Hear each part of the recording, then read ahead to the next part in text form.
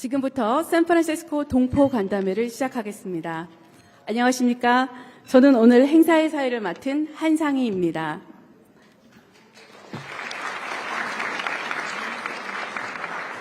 첫 순서로 참석 동포를 대표하여 김한일 샌프란시스코 베이 지역 한인 회장님께서 환영 인사를 하시겠습니다.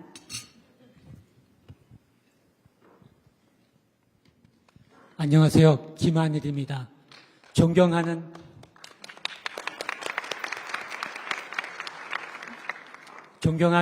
이재명 대통령님, 그리고 김혜경 여사님, 그리고 북가주 동포 여러분, 북가주 동포 사회를 대표하여 이재명 대통령님과 김혜경 여사님 샌프란시스코 방문을 진심으로 환영합니다.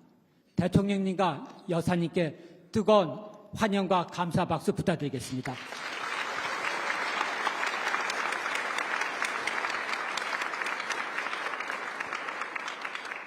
존경하는 이재명 대통령님, 123년 전 우리 102명의 선조가 인천을 떠나 하와이를 거쳐 샌프란시스코 새로운 삶을 살았습니다. 그러나 그분들은 랭귀지 배려 때문에 노동을 할 수밖에 없었습니다. 그들의 피와 눈물과 땀으로 어렵게 번 돈의 10, 20%를 독립자금으로 보태주셨습니다. 그 중간에는 도산 안창호 선생님, 이대희 목사님, 유일한 박사님, 장인한 정명한 의사들의 수고가 노력과 희생과 헌신이 계셨습니다. 샌프란시스코 북가주는 독립운동의 성지인 것입니다. 그리고 샌프란시스코 북가주는 우리 한인민 역사의 중심이자 맹주입니다. 그리고 샌프란시스코 북가주는 전 세계 IT 컴퍼니, 특히 AI들의 중심이라 성지인 것입니다. 이러한 역사와 미래가 모이는 이 샌프란시스코에 이재명 대통령을 모시게 돼서 영광입니다.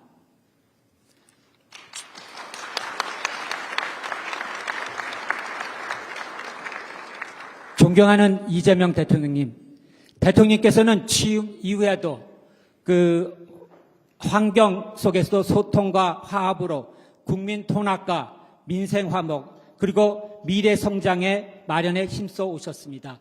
특히 AI, 인공지능과 첨단 산업, 에너지 컨버전에서는 우리 대한민국이 전 세계에 주목받는 나라가 아닌 전 세계에서 대한민국이 원하는 대한민국으로 만드는 비전을 지시하셨습니다.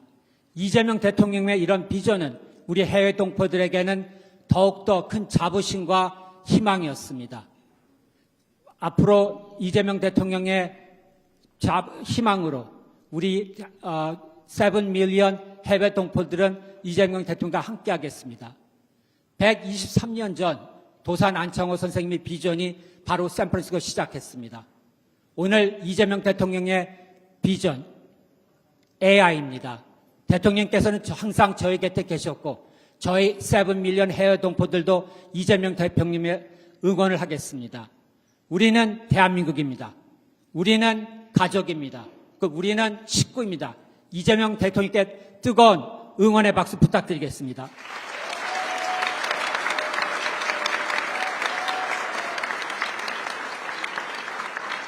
다시 한번 이재명 대통령님 그리고 여사님 샌프란시스코 방문을 진심으로 환영합니다. 감사합니다.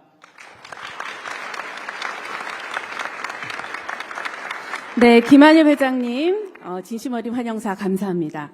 다음은 대통령께서 동포 여러분께 격려의 말씀을 전하시겠습니다.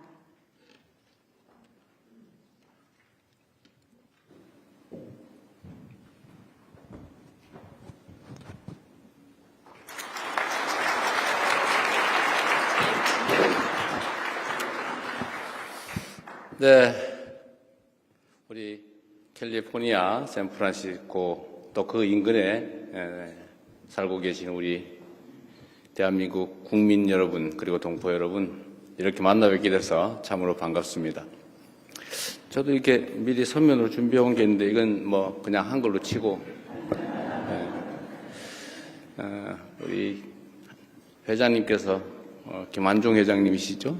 회장님께서 말씀하신 정말 대한민국의 새로운 미래에 관한 얘기를 듣고 보니까 저도 새로운 얘기를 좀 해야 되겠다 그런 생각이 들었습니다.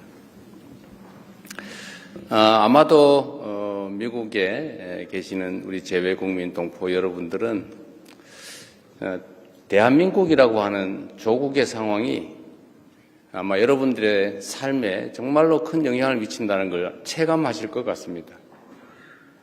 대한민국의 상황이 존중받을 만한 상황일 때는 여러분도 존중받았을 것이고, 대한민국의 상황이 어지러울 때는 아마 여러분들도 많은 어려움을 겪으셨을 겁니다. 이제 그 혼란들은 많이 극복됐습니다. 여러분들의 노력으로, 그리고 대한민국에 거주하는 우리 국민들의 노력으로 불합리함과 이 불투명함, 이 폭력성을 이겨내고 있습니다. 저는 그런 생각이 들었습니다.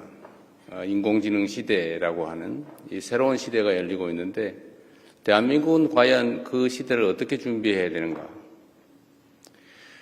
불교라고 하는 게 인도에서 시작됐는데, 물론 인도가 발상지니까 아마 가장 깊이 있는 이론이 그곳에서 발전했겠죠. 그러나 불교 문화가 꼽힌 곳은 인도가 아니라 오히려 다른 나라였습니다. 이 한반도도 마찬가지로 통일신라 이후로 한반도 전역이 아주 오랫동안 불교 문화로 융성했습니다. 인공지능이라고 하는 것이 저는 마치 인류가 새롭게 불을 발견하게 된 것처럼 그걸 실생활에 이제 이용하기 시작하면서 완전히 새로운 역사가 시작되었던 것처럼 이 인공지능이라고 하는 것도 아마도 아주 짧은 시간 안에 우리의 삶 곳곳에 모두 적용되고 인공지능 없이는 살 수가 없는, 결코 배제할 수 없는 그런 시절이 곧 올 거라고 보여집니다. 우리 대한민국 국민들은 여러 가지 장점들이 있습니다. 제가 어제 서밋에서 말씀드렸던 것처럼 우리 대한민국 국민들은 어려움 속에서도 새로운 길을 찾아서 또 새로운 도구를 아주 유용하게 잘 활용하는 그런 특장점을 가지고 있습니다. 식민지에서 해방된 나라 중에 민주화 그리고 산업화를 동시에 이루어낸 국가, 선진국으로 도약한 나라는 대한민국이 역사적으로 또 현실적으로 유일합니다. 위대한 국민들이죠. 평균 90% 이상 성공한다고 하는 친위 군사 쿠데타도 우리가 무력이나 출혈 없이 평화적으로 아주 아름답게 싸워서 이겨내지 않습니까? 아마 세계사에 없을 위대한 평화혁명입니다. 그리고 어쩌면 이 민주주의라고 하는 것이 과거에는 모르겠는데 현대와 같은 아주 합리적인 첨단 산업사회, 첨단 기술사회에서는 민주주의 자체가 그 산업 경제 발전에 매우 핵심적인 요소가 된다고 저는 생각합니다. 전 세계적인 아주 미세한 그리고 치밀한 경쟁이 이루어질 이 상황에서는 합리성, 객관성, 투명성, 예측 가능성 이런 것들이 이 경제 성장 발전, 기술 발전에 크게 도움이 될 수밖에 없습니다. 불투명하고 폭력적이고 어지럽고 예측 가능하지 않고 이런 사회에서는 기술 문명이라고 하는 게 자리를 잡기 어렵죠. 그래서 저는 대한민국에 정말 진정한 새로운 기회가 왔다 이렇게 생각합니다.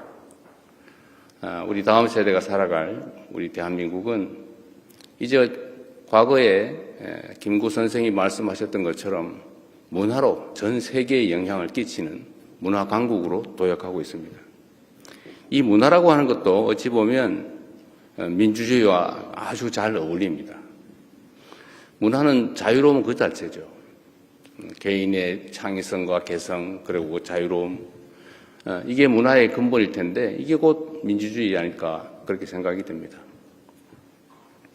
산업 경제적 측면에서 이제 인공지능이라고 하는 것이 실생활과 기업 또 산업 경제 현장에 현실 세계 속에 아주 철저하게 영향을 미치고 또 이게 중심이 되는 사회가 될 텐데 이걸 국가적 단위에서 미리 준비해야 된다라는 게 저의 생각입니다.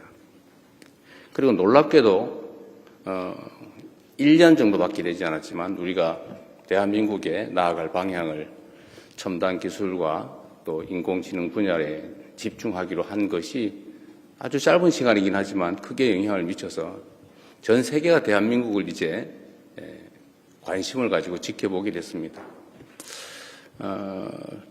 어제의 상황을 직접 보신 분도 꽤 계실 것인데 저 자신도 가끔씩은 이렇게 놀랄 정도입니다. 물론 저의 기대치도 있죠. 그러나 언제나 우리의 기대치를 넘어서 반응이 있습니다. 대한민국에 대한 기대가 참으로 크다라는 생각을 어제도 또 하게 됐습니다. 우리가 예상하고 기대했던 것보다 훨씬 그 이상이었던 것이죠. 저는 대한민국을 대체 불가한 나라로 만드는 것이 목표입니다. 대한민국은 인구나 영토가 적고 또 주변의 지정학적인 어려움 때문에 다른 나라들과 비교하기 어려울 만큼 객관적 조건은 그렇게 좋지 않습니다. 그러나 우리가 하나의 갈 길이 있죠. 대한민국 없이는 아무것도 할 수 없다라고 판단할 만큼 핵심 요소가 되는 것입니다.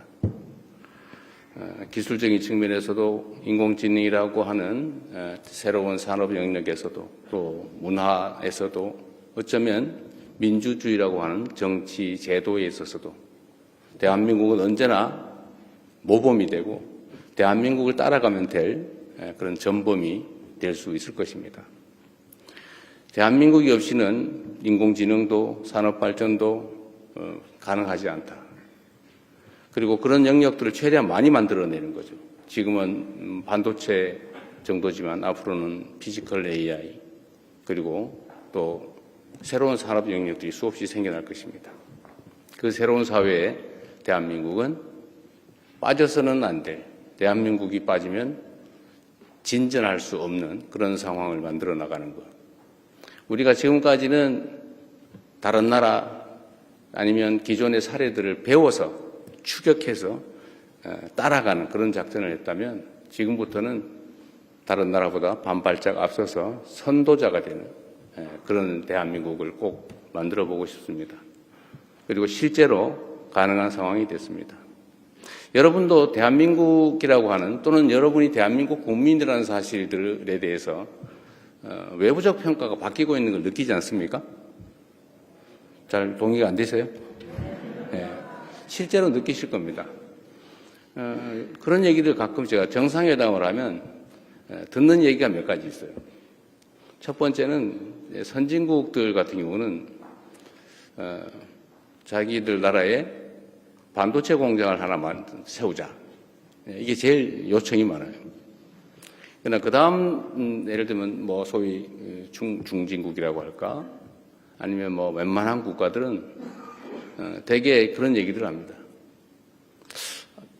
방어 미사일 시스템, 방공망을 좀 빨리 우리 먼저 줄 수 없겠냐. 요즘은 이제 국제 분쟁이 심해지니까 그 수요가 엄청나게 많아졌고 또 대한민국 방공망이든 이런 무기 체계들이 매우 효율적이고 매우 싸다는 즉 가성비가 높다는 사실이 다 알려지면서 요구가 매우 많아지고 있어요. 근데 문제는 이게 생산 역량에 한계가 있으니까 순서가 있지 않습니까? 이 순서를 좀 빨리 해줄 수 없냐 이런 부탁을 합니다. 또 하나 많이 듣는 얘기들이 어떤 거냐면 저는 본인들의 얘기라고 대개는 생각하지만 대개는 우리 아내가 우리 딸이 우리 가족 중에 누구가 우리 아들이 K-팝 팬인데 아니면 한국을 좋아하는데 한국을 꼭 가봐야 된다. 이런 얘기들. 그래서 요즘 한국을 방문하고자 하는 외국 정상들의 요청이 참 많아졌어요. 이건 뭘 의미하냐면 대한민국의 변화된 위상을 말해주는 것입니다. 대한민국 하면 떠오르는 것들이 있죠. 과거에는 전쟁 속에서 부모를 잃은 어린 아이들이 막 길을 헤매는 그런 장면이 떠올랐죠. 흑백 사진 속에서. 그러나 지금은 깨끗한 서울의 거리, 어딘가에 등산을 다니는 편안한 모습, 아니면 지하철, 그리고 밤에도 여성 혼자 다니도 아무 문제가 없는 우리 대한민국 국민들은 밤에 원래 당연히 혼자 다니는 거지 그게 특별한가? 하지만 거의 대부분의 국가에서는 여성 혼자서 대낮에도 쉽게 다닐 수 없는 게 현실이죠. 이런 치안 문제. 이런 데서 과거와는 완전히 다른 생각들을 갖게 된 것 같습니다. 거기다가 이제는 무슨 반도체 공장들을 2개 가지고 있는데 이 2개 공장이 없으면 전 세계의 산업이 돌아가지 않는 그런 상황들. 그것들을 이제 대한민국에 대한 인상을 완전히 바꿨죠. 그래서 저는 새롭게 시작할 수 있고 또 해야 된다라고 생각합니다. 아마도 여러분들께서도 요즘은 한 1년 전쯤보다는 상당히 조국을 생각하면 걱정되기보다는 기대가 되지 않습니까? 네. 다행입니다.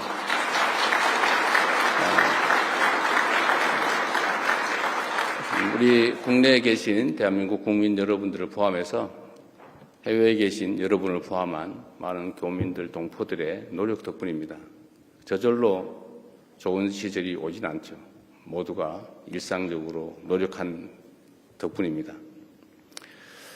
대통령으로서 이렇게 고민 간담회를 하면 이렇게 저에 대해서 어떤 기대를 가지고 있는 게 실제로 느껴집니다. 조금 전에도 보니까 제가 10몇 년 전에 미국 가서 함께 사진 찍었다고 누가 보여주시던데, 제가 가끔씩 이제 해외 출장을 가면 그분들이 하시는 말씀들이 되게 비슷합니다. 조국이 자랑스러워지면 좋겠다. 우리가 조국을 걱정하는 게 아니라 조국이 우리를 걱정해 주면 좋겠다. 그런 마음 여러분도 다 가지고 계시죠? 이제는 앞으로 꼭 그래야 됩니다. 그리고 조국이 어떻게 하면 좀 더 나아질까를 고민하면서 대한민국의 주권자로서 투표권이라고 하는 권한 행사를 하려고 그랬더니 무슨 투표소도 하나 근처에 없어가지고 비행기 타고 몇 시간씩 가고 심지어 저 다른 지역은 이틀씩 걸리기도 한다 그래요. 하루 종일 비행기 타고 교통표 바꿔서 가서 투표하면 하루가 지나가지고 다음날 돌아온다고. 그래도 악착까지 한 표를 찍겠다고 간다고 합니다. 우리 대한민국 국내에 있을 때는 그 생각이 그렇게 절박하지가 않죠. 바쁘면 안 할 수도 있고, 이렇게 생각하지만, 해외에 나와 계시면 이 조국이라고 하는 무게가 너무 크다 보니까, 내 단 한 표라도, 우리 조국에 내가 의사표현을 해야 되겠다. 라는 생각으로 엄청난 비용을 들여서, 엄청난 시간을 들여서, 그렇게 투표를 하기 위해서 다닌다고 합니다. 근데 그게 제일 마음 아팠어요. 여러분도 아마 그러실 겁니다. 그래서 이 문제는 저희가 앞으로 좀 체계적인 개선책을 마련해 보려고 해요. 투표소를 늘리는 방법도 있겠고, 우편 투표를 도입하는 방법도 있겠고, 좀 더 안전성이 확실히 보장이 된다면, 전자투표를 하든지. 미국도 대통령 선거 아직도 우편 투표하고 있죠. 그런데, 왜 우편 투표를 도입하지 못하느냐 그랬더니 이런 얘기를 했습니다. 어떤 나라는 우편 제도가 제대로 발달하지 않아서 너무 오래 걸리고 중간에 또 누가 슬쩍 어떻게 하기도 하고 해서 불안정해서 그런다고 해서 제가 그랬어요. A 지역에 투표가 잘 안 된다고 충분히 미국 같은 경우는 투표할 수 있는데 왜 A 지역이 안 된다고 미국까지 그렇게 똑같이 그 기회를 박탈할 필요가 있냐.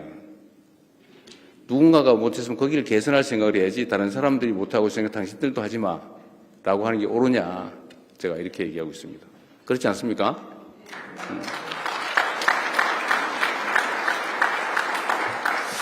그래서 여러분 많은 분들 뵙게 돼서 참으로 반가운데 대체불가한 대한민국을 만드는 길에 우리 교민, 재외국민 여러분께서도 함께해 주시고 우리가 희망을 가지고 새로운 세상을 준비해 가면 좋겠습니다.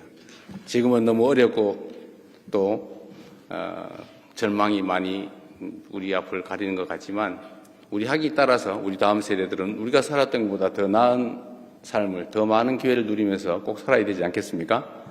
그런 세상을 여러분과 함께 만들어 보겠습니다. 감사합니다.